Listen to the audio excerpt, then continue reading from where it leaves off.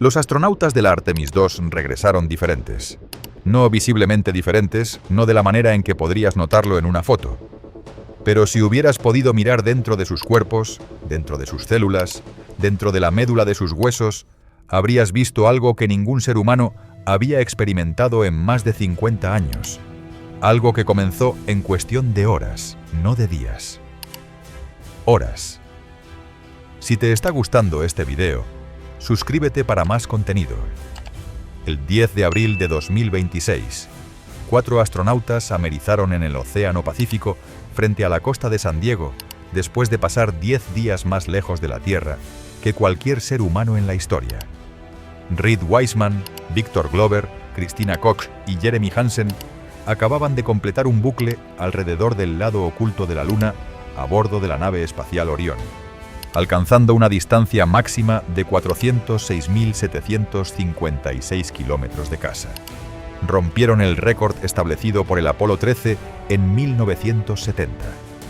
Capturaron más de 7.000 fotografías de la superficie lunar. Vieron el Sol desaparecer detrás de la Luna desde un punto de observación que ningún ojo humano había ocupado jamás. Y con todo ese triunfo, lo más silenciosamente extraordinario de la misión fue lo que le hizo a sus cuerpos. Porque 10 días en el espacio profundo no son unas vacaciones.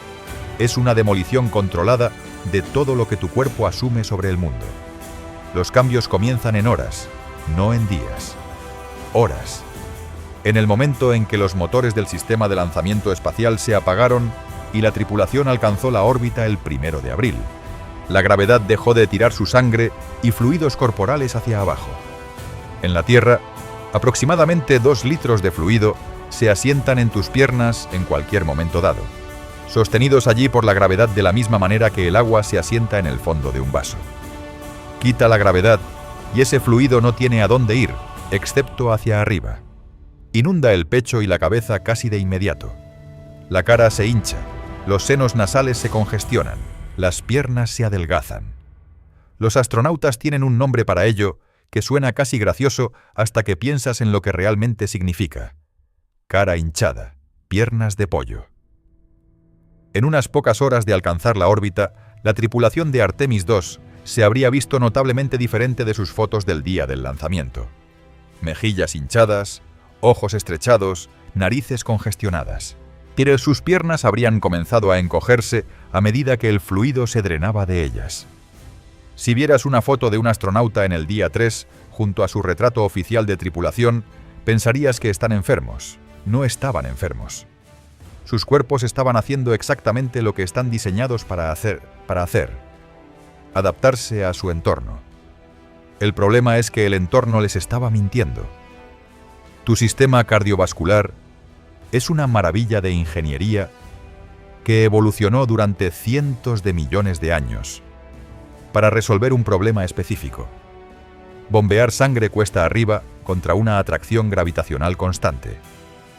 Tu corazón, tus venas, tus válvulas arteriales, tus músculos de las piernas, todo está calibrado para luchar contra la gravedad cada segundo de tu vida. Quita esa gravedad y el sistema no se rompe, se recalibra. Tu corazón, de repente sin ninguna colina contra la cual bombear, comienza a encogerse.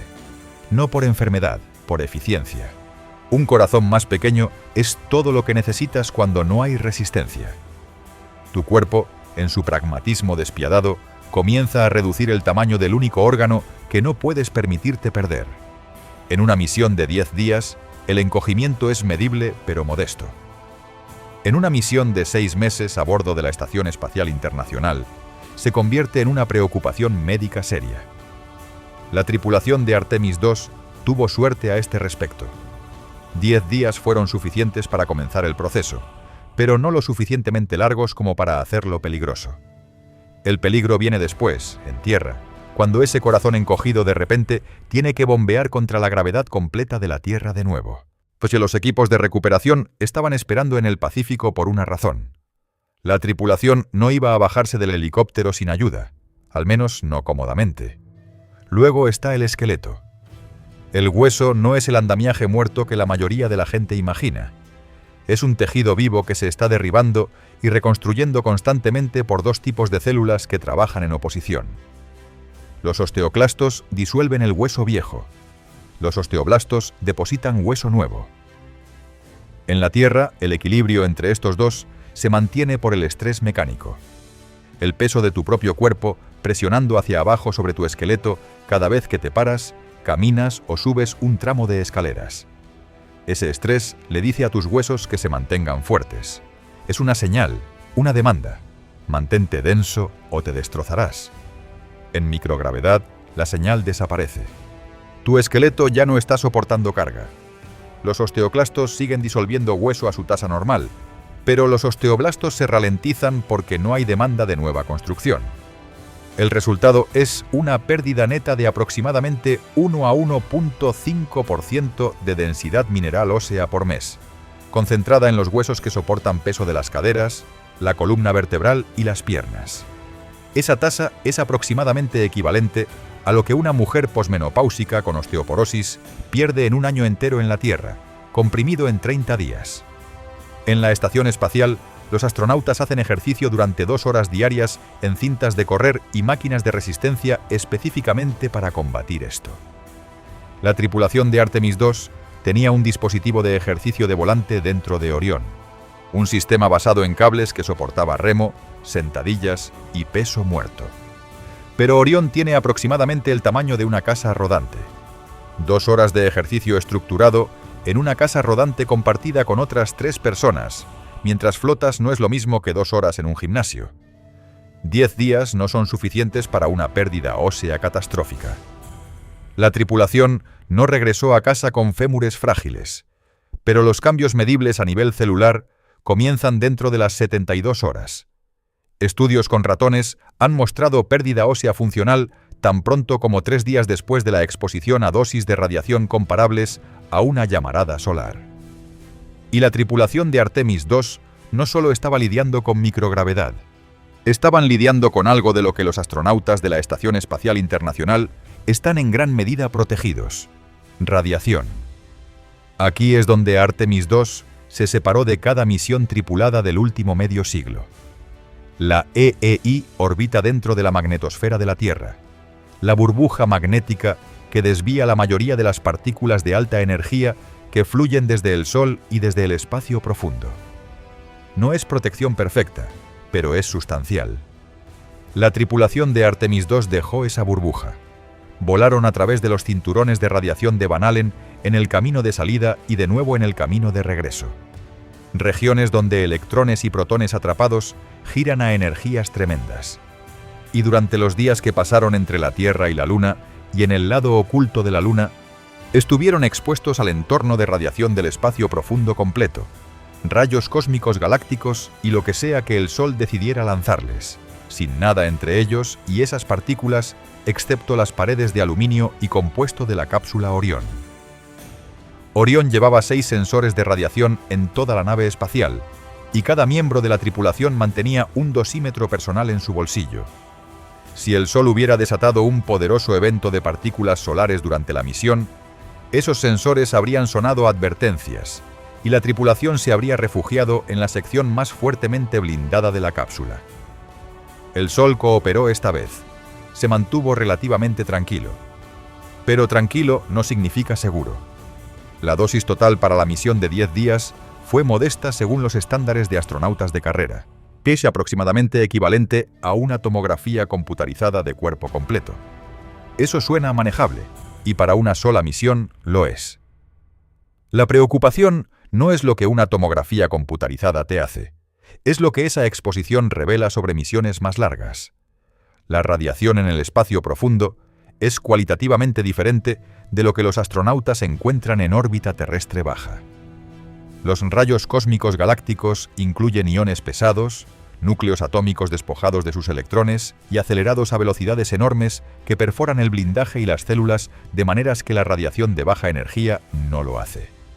Un solo ion de hierro pesado, y el hierro solo representa aproximadamente el 13% del equivalente de dosis de los rayos cósmicos galácticos, puede desgarrar una célula como una bala a través del papel, destrozando el ADN de maneras en que la maquinaria de reparación de la célula lucha por arreglar limpiamente. El daño no siempre es letal para la célula.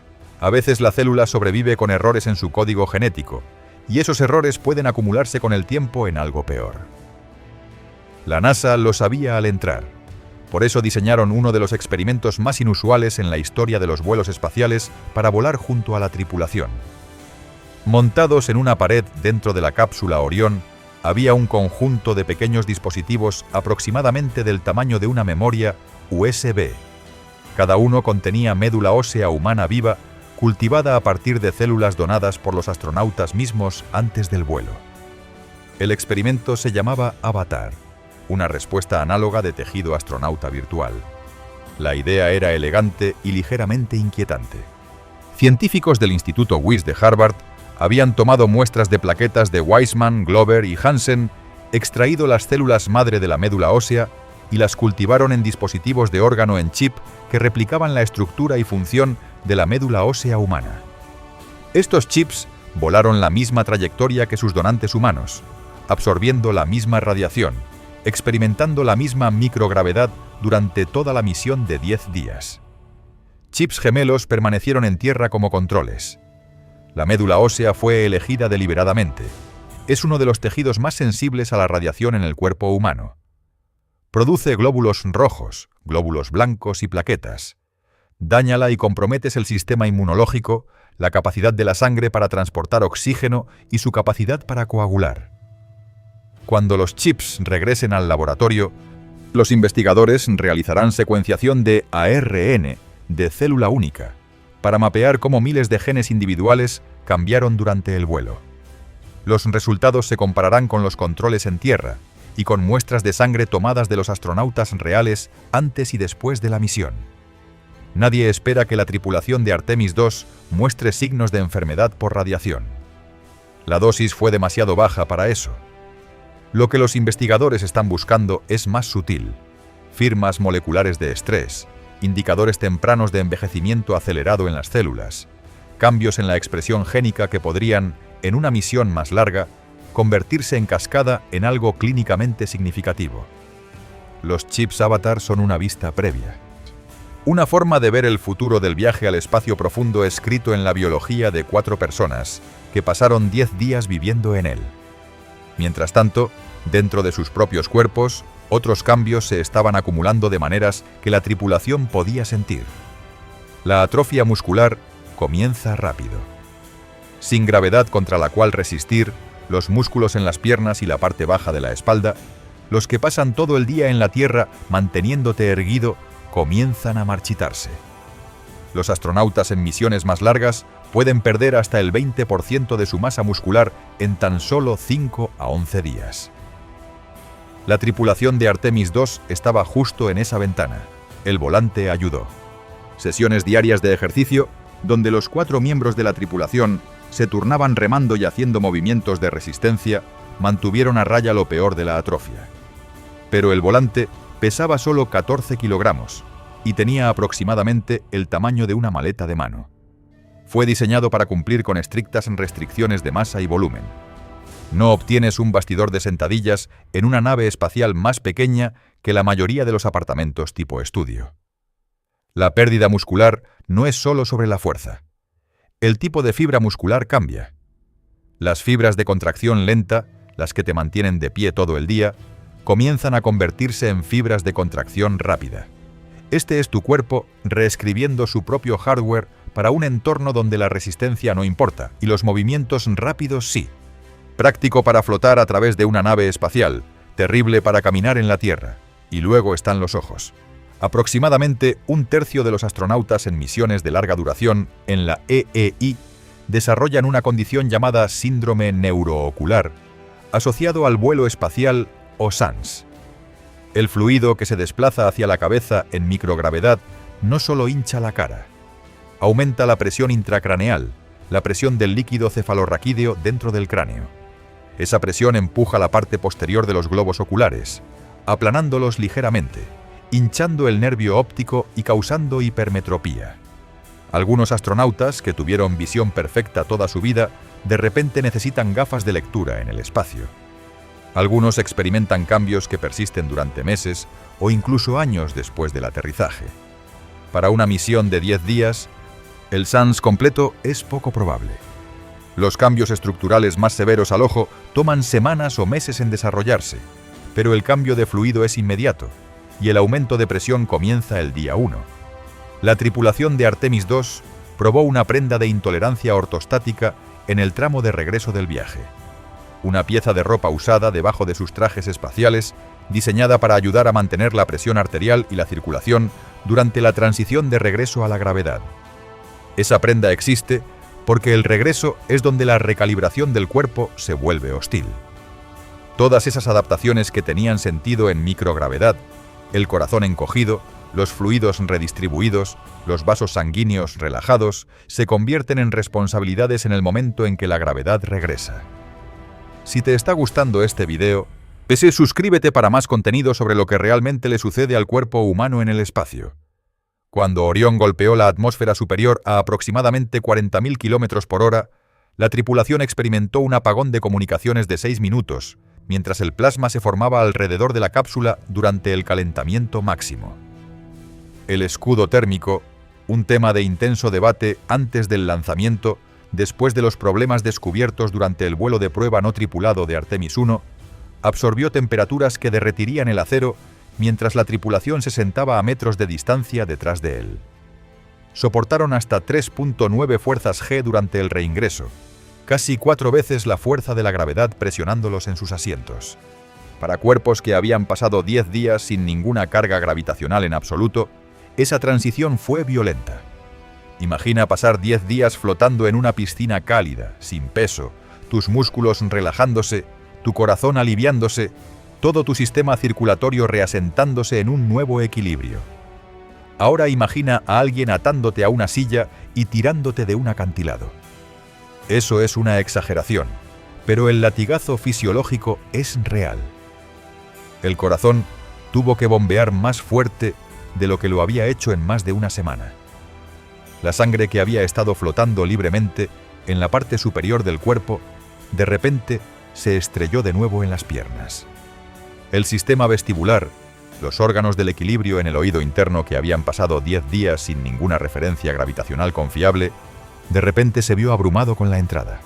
Aproximadamente la mitad de todos los viajeros espaciales primerizos experimentan mareo severo en órbita. El regreso puede ser igual de desorientador. Pararse después del amerizaje sin ayuda habría sido difícil. El equipo de recuperación extrajo a la tripulación de Orión en aguas abiertas, los transfirió a una balsa inflable y los llevó en helicóptero al USS John P. Murtha. Las evaluaciones médicas posteriores a la misión comenzaron inmediatamente en el barco. La tripulación pasará semanas en reacondicionamiento posterior al vuelo. Sus músculos necesitan reaprender cómo luchar contra la gravedad. Sus sistemas cardiovasculares necesitan reajustarse para bombear sangre cuesta arriba. Sus huesos necesitan el estrés mecánico de caminar y estar de pie para señalar a los osteoblastos que comiencen a reconstruir. Sus sistemas de equilibrio necesitan recalibrarse a un mundo donde abajo es una dirección fija nuevamente, no un concepto que cambia cada vez que giras la cabeza. Y aquí está lo que hace que todo esto sea silenciosamente extraordinario.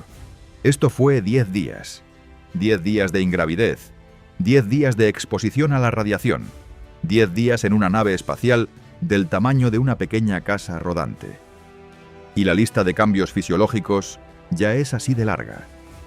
La atrofia muscular, la desmineralización ósea, la redistribución de fluidos, el desacondicionamiento cardiovascular, la confusión vestibular, el estrés celular por radiación, las posibles firmas tempranas de envejecimiento acelerado.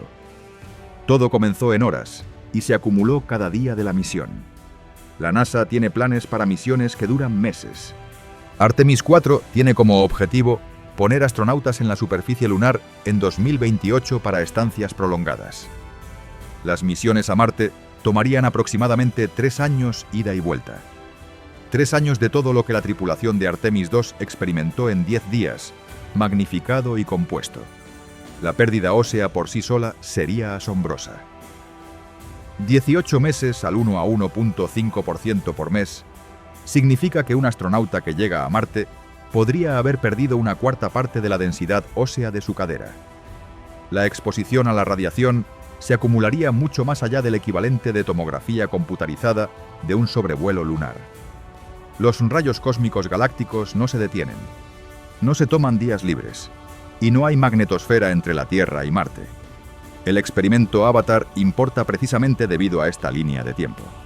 Si los científicos pueden identificar los cambios moleculares que 10 días de espacio profundo causaron en modelos de médula ósea personalizados, pueden comenzar a predecir lo que 30 días harían, lo que 90 días harían, lo que 3 años harían.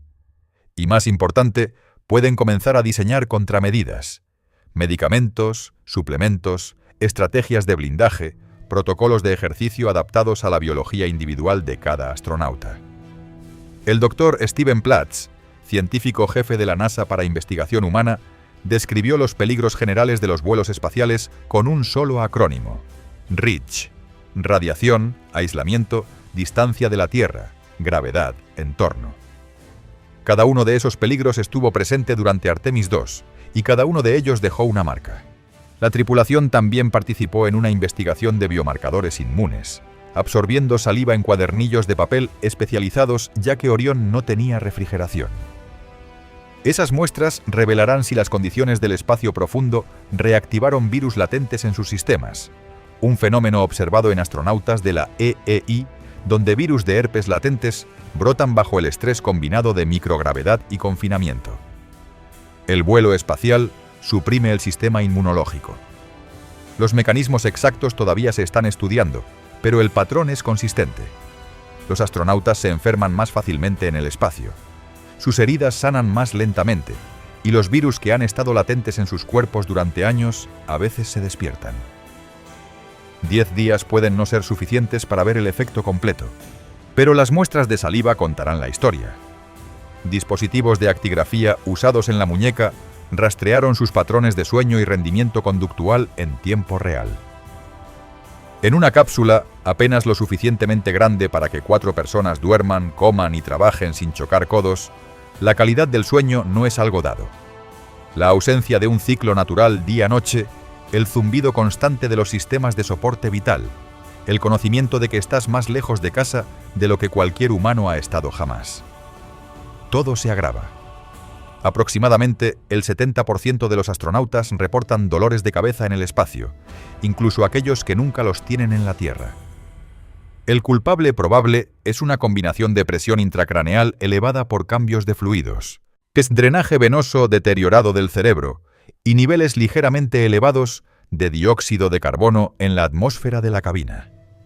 Un dolor de cabeza del que no puedes escapar en una habitación, que no puedes dejar mientras flotas en un lugar donde el hospital más cercano está a 400.000 kilómetros de distancia. Eso no es solo un problema médico, es psicológico. Los investigadores conductuales de la NASA estaban observando de cerca. El estudio ARCA monitoreó la dinámica de trabajo en equipo de la tripulación, el rendimiento cognitivo y los niveles de estrés durante toda la misión. 4 personas en un espacio del tamaño de una casa rodante durante 10 días realizando tareas complejas mientras sus cuerpos se reconfiguran. Silenciosamente, representa una presión psicológica que ninguna cantidad de entrenamiento bajo el agua o exploración de cuevas puede replicar completamente. Jeremy Hansen había pasado una semana viviendo en lo profundo de una cueva italiana como preparación. Eso ayudó con el confinamiento. No pudo prepararlo para la radiación. Christina Koch tiene experiencia con vuelos espaciales de larga duración. Pasó 328 días consecutivos en la EEI en 2019 y 2020, el vuelo espacial individual más largo de una mujer en ese momento. Ella sabe lo que la microgravedad le hace a un cuerpo durante meses. Para ella, 10 días fueron un sprint. Para los demás, fue la primera vez que experimentaron cómo se siente cuando tu propia biología se vuelve contra el entorno que has elegido. Hay un pequeño detalle que rara vez llega a los relatos dramáticos de los vuelos espaciales, y es este. La comida sabe diferente en el espacio. El cambio de fluido hacia la cabeza congestiona los senos nasales tan completamente que los astronautas reportan que todo sabe apagado, como comer con un resfriado fuerte. El menú de Artemis II incluyó 58 tortillas, pechuga a la barbacoa, quiche de vegetales, judías verdes picantes, 5 variedades de salsa picante y condimentos que van desde jarabe de arce hasta Nutella. La salsa picante no era un capricho, era una necesidad. Cuando tus papilas gustativas están efectivamente amortiguadas por la misma hinchazón que infla tu cara, alcanzas los sabores más fuertes disponibles. La tripulación rehidrató comidas liofilizadas usando el dispensador de agua de Orión y las calentó con un calentador de alimentos del tamaño de un maletín. Comer en microgravedad, donde las migajas flotan hacia paneles de instrumentos y los líquidos forman esferas tambaleantes que se desplazan hacia sistemas eléctricos, es su propio tipo de desafío operacional. Cada comida es un ejercicio de caos controlado. En enero de 2026, mientras estaba a bordo de la Estación Espacial Internacional, el astronauta de la NASA Michael Frink de repente perdió la capacidad de hablar durante aproximadamente 20 minutos. Los controladores de misión descartaron un ataque cardíaco y asfixia, pero el incidente fue lo suficientemente alarmante como para terminar su misión temprano. Una de las evacuaciones médicas más raras en la historia de la estación. La tripulación de Artemis II estaba más lejos de la ayuda que Frink. Si hubiera ocurrido una emergencia médica en el lado oculto de la Luna, durante esos 40 minutos de apagón de comunicaciones, cuando la Luna misma bloqueó todo contacto con la Tierra, no había opción de rescate, sin aborto, sin regreso de emergencia a tiempo para importar. La tripulación llevaba medicamentos y suministros médicos básicos. No llevaban un cirujano. Lo que regresó a la Tierra el 10 de abril fueron 4 personas que se veían desde afuera mayormente como ellas mismas, un poco hinchadas, un poco inestables, sonriendo en sus trajes de supervivencia naranjas mientras eran sacadas del agua. Pero debajo de la superficie, a nivel de células y fluidos y densidad mineral ósea y expresión génica y tono cardiovascular, eran cuantificablemente diferentes de las 4 personas que habían lanzado 10 días antes. Los enviamos a la Luna y los trajimos de regreso.